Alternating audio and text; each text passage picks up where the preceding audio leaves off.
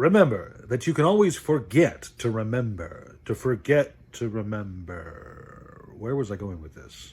I don't remember. Hey there, kids, and welcome back to the channel. I'm Uncle Frank, hoping that you are having a great day. And in today's video, we are going to be sitting back, relaxing, and having a very brief, very quick discussion about one of the upcoming Yu-Gi-Oh products on my very squeaky chair. Today we're talking about an upcoming special kind of deck product, the legendary 5Ds decks, which I think is a very weird name for the product. But regardless, this is a collection of 3 decks from the 5Ds era of Yu-Gi-Oh, which in my opinion is probably the most popular era of Yu-Gi-Oh, next to the original Duel Monsters era stuff itself. It's kind of it's hard to kind of quantify, you know, which one people like more next to OG Yu-Gi-Oh, GX or 5Ds. I feel like more cards from the 5Ds era stand out and are desirable, but there's some real good bangers in the GX era too. Dark Armed Dragon comes to mind, Judgment Dragon, Honest. Some real cool stuff in there, but there's also some real nice hits from 5Ds. Stardust Dragon, Black Rose Dragon, a lot of those really cool early tuner monsters. There's just some nice stuff all around. But I'm getting off track. Instead, today, to focus, to reel it back in, we're talking about these legendary 5Ds decks, which is a special box set. The art should be up on the screen, hopefully right about now, where you get all 3 decks for in a little compact box.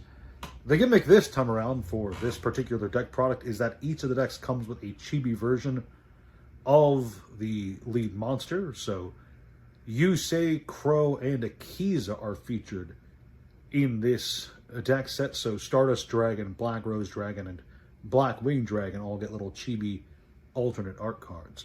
So that's nice. I also think the box art itself looks really nice, really beautiful. We haven't seen the actual chibi art for the card yet. This set does not come out till November, but I just wanted to talk about products like this, about specialty and signed deck products, because these really are more like, I feel like these are more like throwback display pieces, especially the way this box looks. Hopefully I showed it up on the screen at some point by now. You know, I have a great love for the deck line for Yu-Gi-Oh. When I was a kid playing the game way back in the day, you know, the structure decks and the starter decks were your intro to the game. It's what virtually everyone would recommend you pick up. In fact, my favorite deck from back in the day, the Invincible Fortress structure deck featuring Exod, Master of the Guard, it was my favorite way to play the game for a while, you know. So I have a very strong attachment to the deck line. I have a great love of the deck lines. And after I got out of Yu-Gi-Oh for a while, then I came back in, started collecting Yu-Gi-Oh again, started buying Yu-Gi-Oh products again. The first product that I was like, okay, I have to get at least one set of every one of these that comes out, it was the deck line. So I'm very biased when it comes to whether or not any of the decks Konami puts out are worth picking up. I think they're worth picking up just because having a nice introductory product for any of the players, old or new, because decks don't just get you into the game. They sometimes have really nice reprints that makes getting a meta deck up to date very doable. Not always, but there's at least 2 times in my memory that a structure deck had everything you needed to be really good at the current meta game. So it happened at least twice. That's good. That aside, I just think, you know, a compact price, a compact product, it looks good on a shelf, especially this new version.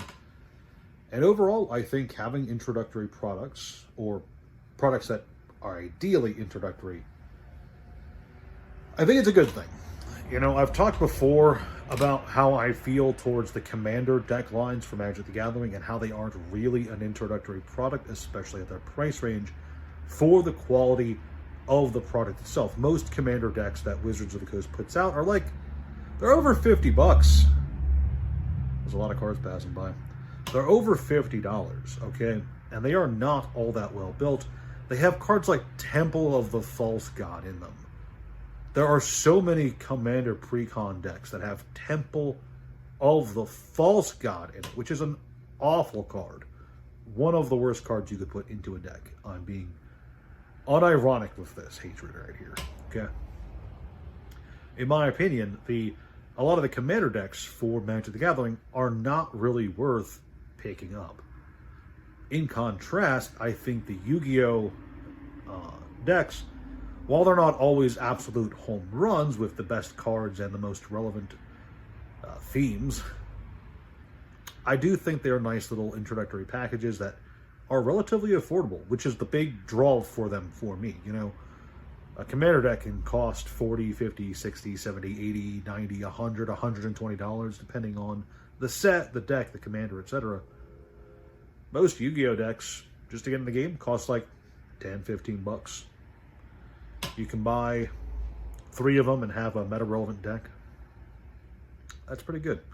Obviously, the Legendary 5Ds decks is not quite like other decks. It's more of a showcase product. That's a good word for it. It's a showcase product, which, you know, it's got a nice flashy box. It's got fond, nostalgic reprints.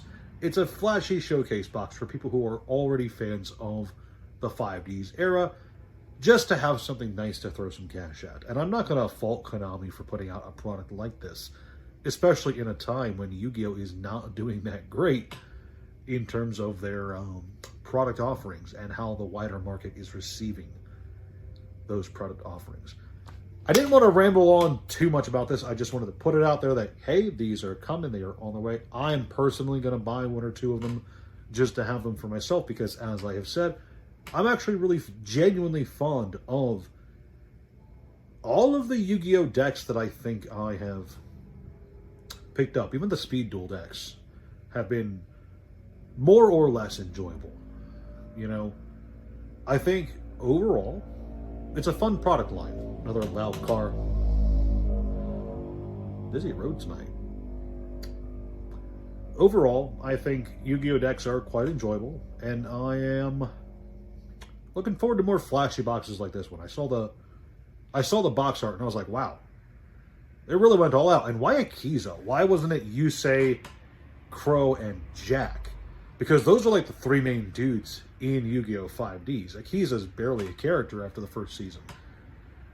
I suppose Jack did get his own like dedicated structure deck, so maybe they didn't want to include him, so they threw Akiza in instead. But I still feel like Jack would have made more sense because he's like, I don't know, I feel like he's more relevant to the overall plot of 5Ds than she was, which is a shame. You know, I feel like all of those signer characters should have had equal relevancy, but that's getting off topic. That's not the point of this video. I just wanted to say that, hey, there's a cool product coming out. I think it looks cool. I'm going to buy one. And I encourage you guys to check it out and decide for yourselves if you think it's worth picking up. Let me know if you liked this video. Leave a like, a share, a comment, a subscribe, all that jazz. Thank you so much for watching. I'll see you next time.